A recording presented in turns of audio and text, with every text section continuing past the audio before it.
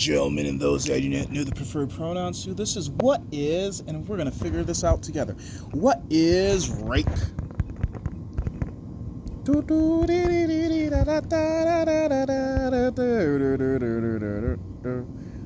First, let's define it before I figure out if I need help or not. Rape is a type of sexual assault involving sexual intercourse or other forms of sexual penetration carried out against a person without their consent. The act may be carried out by physical force, coercion. What is coercion? Next word. Abuse of authority or against a person who is incapable of giving valid consent, such as one who is unconscious, incapacitated. What does that mean? Has an intellectual disability. What does that mean? Or is below the legal age of consent. What is that? The term rape is sometimes used interchangeably with the term sexual assault. The rate of reporting, prosecuting, and convicting for rape varies between jurisdictions. What is that? Internationally, what is that? The incidence of rapes recorded by the police during 2008 ranged per 100,000 people from 0.2 and that. Either way, let's go through what is that parts. Let's go to consent. What does that word mean? Consent occurs when one person voluntarily agrees to a proposal of desires of another. It is a term of common speech with specific definitions as used in such fields as the law, medicine, research, sexual relationships. Consent, as understood in specific contexts, may differ from its everyday meaning. For example, a person with a mental disorder, a low mental age, or under the legal age of sexual consent may willingly engage in a sexual act that still fails to meet the legal threshold for consent as defined by applicable law.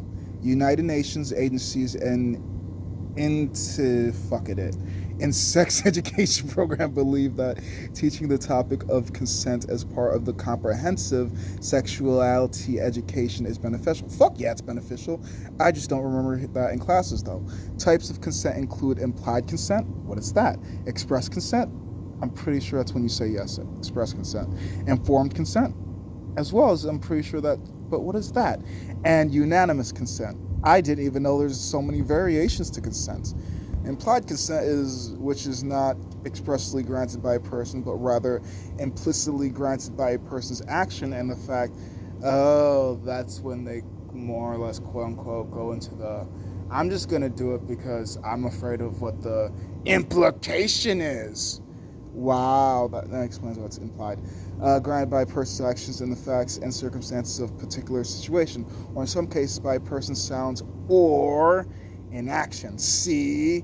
Yeah, implied consent is not something that, that's where those, well, they didn't tell me no, well, they didn't back up, well, it was implied. See, it's still sexual assault. If it's not a yes, it's a no. For example, if a person is unconscious as a result of injuries sustained during a traffic collision, I'm repeating that because somebody's going to hear, oh, they're unconscious. Does that mean it's an implied?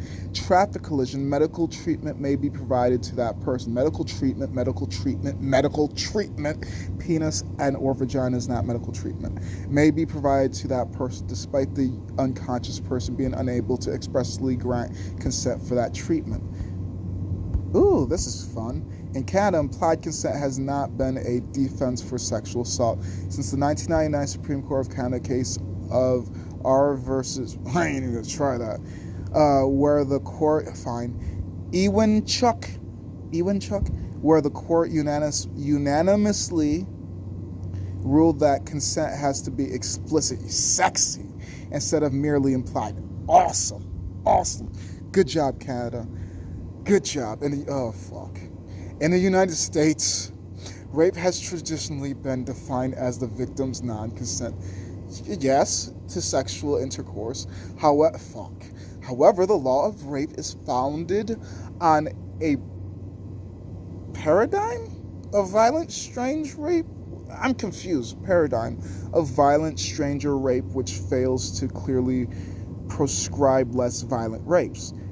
Fair. Rape to me has always been thought to seem to be violent, but I have been a victim of being raped before. I'm just like, but she didn't And it wasn't that, but I said no, but we still had, fuck. I did say no. But either way, clear violent strange rape which fails to clearly prescribe less violent rapes. The this ambiguity requires the court to determine whether the victim consented or not. During this process, it is possible that courts examine objective evidence of the woman's state of mind, such as her behavior during the alleged rape and her character in general. This would allow the defense a chance to convince the court that consent was in some way implied by the implied by the victim. Many actions can be perceived by the court as implied consent. Having a previous relationship with the alleged rape, that does not. I need a yes every doesn't. Because then it's like spousal rape doesn't count when it fucking definitely does. Just because they're married to you, it does not mean that they are you. They are still their individual person. If they can break up from you, they are not you. Like, if your arm is not attached to you, never mind. Fuck it. Either way. Back to the point of reading this. Befriending, dating, cohabiting, or marrying, consenting to sexual contact on previous occasions, flirting. What? Flirting? What? America, you are so disgusting.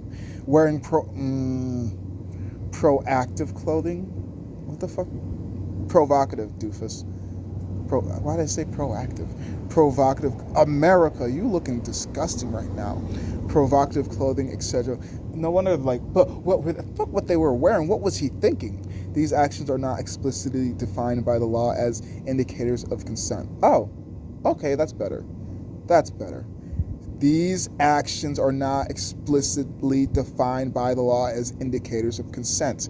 And let me read those back. Occasions, previous sexual occasions, flirting, wearing provocative clothing. These actions are not explicitly defined by the law as indicators of consent, because they're not consent, you dumbasses. Consent is consent. However, the court may come to the conclusion that these actions in some way implied consent, as has often been the result in non-stranger rape cases. Implied consent may also be used as a defense in the case of violent stranger rape. Sex and implied consent should not ever be happily put together, because sex needs to always be, what's the other consent word we're looking for? It needs to be express consent. Always express consent. What's informed consent? It is a principle in medical ethics, medical law, and media studies that a patient must have sufficient information and understanding before making decisions. Oh yeah, as well as informed consent. It needs to be both of those. Express consent as well as informed consent, because that's very important. Decision about their medical care pertinent information may include risks and benefits of treatments, alternative treatments, the patient's role in treatment, and the right to refuse treatment. In most systems, healthcare providers have a legal and ethical responsibility to ensure that a patient's consent is informed. This principle applies more broadly than healthcare intervention, for example, to conduct research and to disclose a person's medical information. Okay, whatever. Unanimous consent, what does that mean? In parliamentary procedure, unanimous consent, also known as general consent, or in the case of the parliaments under the Westminster system, leave of the House or leave of the Senate, is a situation in which no member presents objections to a proposal. Oh, so like if I'm sitting at a group table, I'm like, oh, let's all have pizza, and I look around, I wait a couple seconds, like 15 to 20 seconds, instead of like 1 to 2 seconds, and nobody says anything objecting as well as confirming. So does that just necessarily mean it's... It just says objects, nothing about approvals as well. Either way. Now, what's another word that I was like, ooh, coercion, that's important.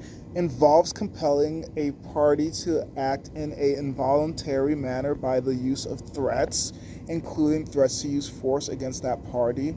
It involves a set of forceful actions which violate the free will of an individual in order to indicate a desired response. These actions may include extortion, blackmail, I am a blackmail, or even torture and sexual assault. Common law systems codify the act of violating a law while under coercion as a duress crime. What's duress? Duress in English law is a complete common law defense operating in favor of those who commit crimes because they are forced or compelled to do so by circumstances or the threats of another. The doctrine arises not only in criminal law but also in civil law, where it is relevant to contract law and trust. We don't care about these. I could continue going into rabbit holes, and to be honest, a lot of these things I know the definitions of. I just want you guys to know the definitions of it, as well as some of these things I don't know the definitions of. But at the same time, we're all going to learn together. And if not, well, that's because you decide to freaking click off this video. Either way, you do you, boo-boos. Okay, I think that's all I need on coercion. Coercion used as leverage may force victims to act in a way contrary to their own interests. Coercion can involve not only the infliction of bodily harm but also psychological abuse. Never mind, I guess it wasn't done. The latter intended to enhance the perceived credibility of the threat. The threat of the further harm may also lead to the acquaintances of the person being coerced. I don't know what that A word is. Somebody that's smarter than me, you read it. The concepts of coercion and persuasion are similar, but various factors distinguish the two. Maybe I'm not them. These include the intent, the willingness to cause harm, and the result of the interaction, and the option available to the coerced party. Fuck it. I think that's... What was the other buzzword? Abuse of authority, what is that? Abusive power and control, also controlling behavior, and coercive control is behavior used by an abusive person to gain and or maintain control over another person. Abusers are commonly motivated by devaluation, personal gain, personal gratification, psychological projection, or the enjoyment of exercising power and control. The victims of the behavior are often subject to psychological, physical, sexual, or financial abuse. There's a lot of buzzwords in here, but yet again, rabbit holes could go for days, but not right now. You all could do your own research. Intellectual disability, what's that about? Intellectual disability, ID, also known as general learning disability in the United Kingdom, and mental retardation is it. Why did we need 3 definitions when you could have just left it at fucking 2? Mental retardation is a generalized neurodevelopment disorder characterized by significant impairment in intellectual and adaptive functioning that is first apparent during childhood. Children with intellectual disabilities typically have an intellectual quotient IQ below 70 and deficits in at least 2 adaptive behaviors. The affect everyday general living. According to the DSM-5, intellectual functions include reasoning, problem-solving, planning, I can't plan for shit, abstract thinking, judgment, academic learning, and learning from experience. I've learned a lot of things from experience. Deficits in these functions must be confirmed by clinical evaluation and individualized standard IQ testing. On the other hand, adaptive behaviors include the social, developmental, and practical skills people learn to perform tasks in their everyday lives. Deficits in adaptive functioning often compromise an individual's independence and ability to meet their social responsibilities. Intellectual disabilities is subdivided into syndromatic intellectual disability, in which intellectual deficits associated with other medical and behavioral signs and symptoms are present, and non-syndromic, I don't flipping know, intellectual disability in which intellectual deficits appear without other abnormalities. Down syndrome and Fragile X syndrome? I didn't even know. What the hell is Fragile X syndrome? Are examples of syndromatic intellectual disabilities. What is it? Because it has syndrome in it? What the flip makes syndromatic so special? What is syndromatic? Dang it, I don't want to go into a deeper rabbit hole. I'm only 15 minutes deep in this. This is supposed to be like a 10-minute video. Intellectual disability affects about 2-3% of the general population of 75 to 90% of the affected people have mild intellectual disabilities, non-syndromic, syndromic or idiopathic. I never even knew about that one either. Cases account for 30 to 50% of these cases. Just because we're here. An idiopathic disease is any disease with an unknown cause or mechanism of apparent spontaneous origin, like sudden infant death syndrome then? For those medical conditions, one or more cases are somewhat understood, but in a certain percentage of people with the condition, the cases may not be readily apparent or characterized. In these cases, the origin of the condition is said to be idiopathic. Either way. 30-50% of these cases, about a quarter of cases are caused by a genetic disorder, and about 5% of cases are inherited. Cases of unknown causes affect about 95 million people as of 2013. So this is outdated. Is below the legal age of consent. What's age of consent mean? The age of consent is the age of which a person is considered to be legally competent. What the fuck is legally competent mean? In the United States and Canada law, competency concerns the mental capacity of an individual to participate in legal proceedings or transactions, and the mental condition a person must have to be responsible for his or her decision, or his, her, or they decisions, or acts competency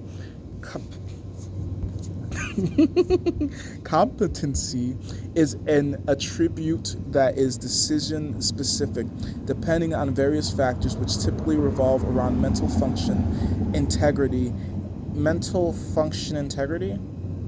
Whatever. An individual may or may not be competent to make a particular medical decision, a particular contractual agreement, to execute an effective deed to real property, or to execute a will having certain terms. Depending on the state, a guardian or conservator. Under U.S. law, a conservatorship results from the appointment of a guardian or protector by a judge to manage the personal or financial affairs of another person who is incapable of fully managing their own affairs due to age or physical or mental limitations. A person under is a coercity, a term that can refer to an adult.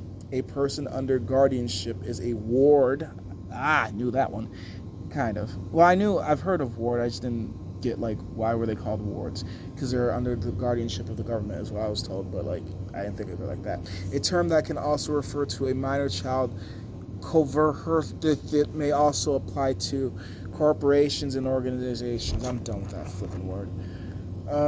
May be appointed by a court for a person who satisfies the state's test for general incompetence, and the guardian or court exercises the incompetence rights for the incompetent defendants who do not possess sufficient competence are usually excluded from criminal prosecution, while witnesses found not to possess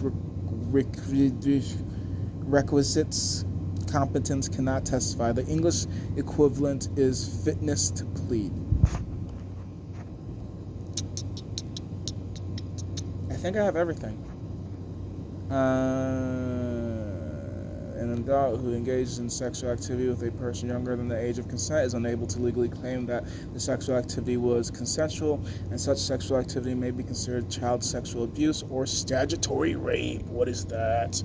Statutory rape. In common law jurisdictions, statutory rape is non-forcible sexual activity in which one of the individuals is below age of consent, the age required to legally consent to the behavior. Although it usually refers to adults engaging in sexual contact with minors under the age of consent, it is a generic term, and very few jurisdictions use the actual term statutory rape in the language of status.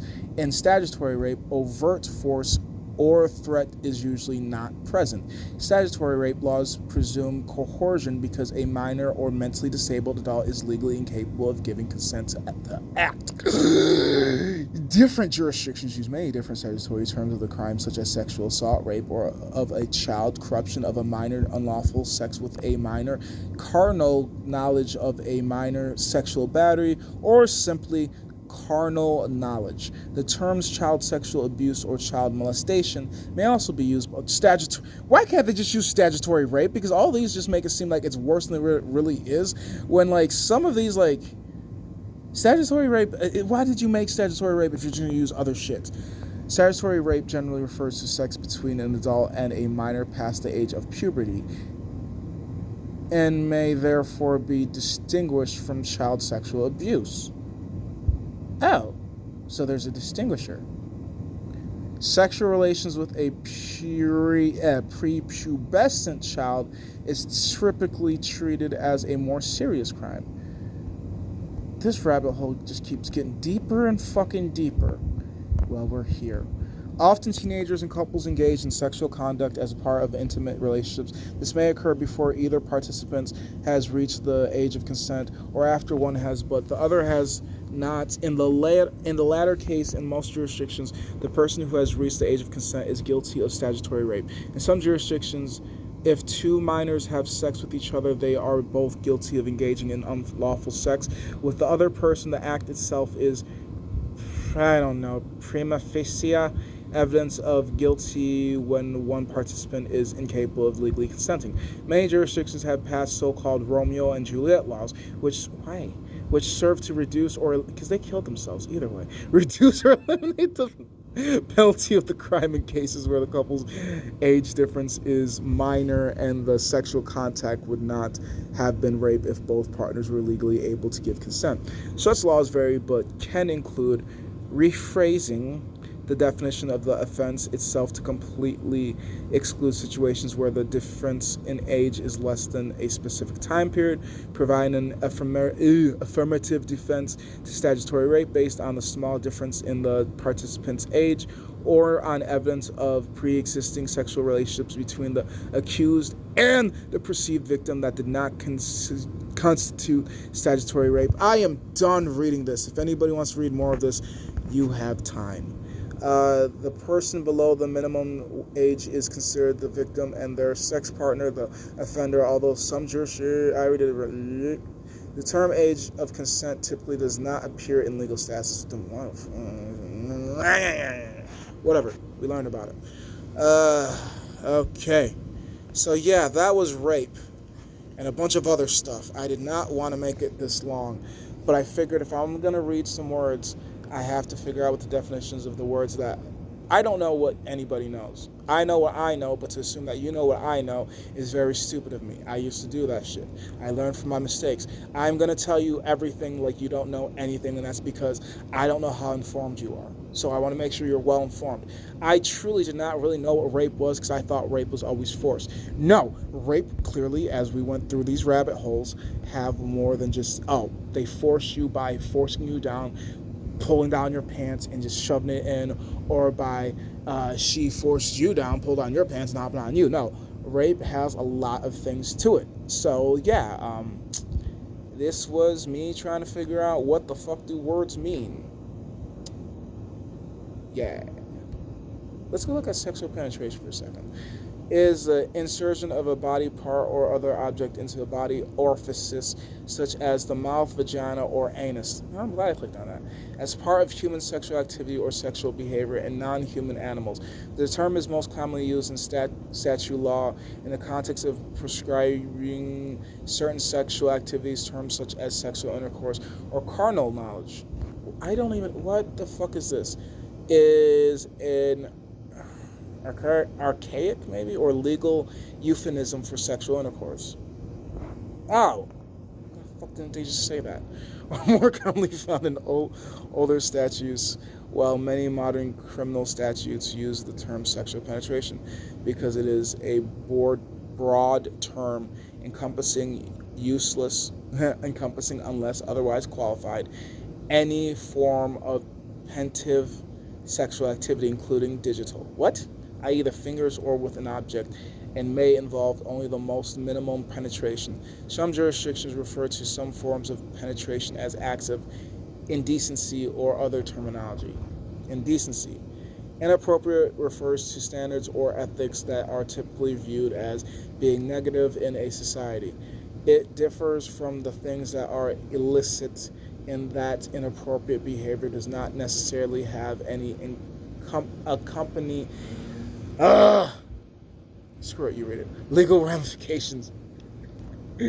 Either way, we learned some things. Hopefully, I hope I was able to inform you guys of some things that you didn't know, as well as some gals, as well as some of those I don't know the preferred pronouns to. I'm really trying to be as open and as accepting as I can be of those that want to be loving and caring for others around them. But what you have to realize is, if you're not a loving person, stop expecting love. Learn to be a loving person, you'll get love. But if you're not getting love, then the world's telling you something, because it's all the world ever does is reflect you back to you. And sometimes you get some images that aren't you, but you have to realize, this wasn't for me. And I have to remind myself I'm giving people advice. I need to listen to it, because sometimes it's good shit that I should apply to my own life. Just because they're rude to you doesn't mean it's because they know you. They're just being rude to what they perceive you to be, and that's not always what they see.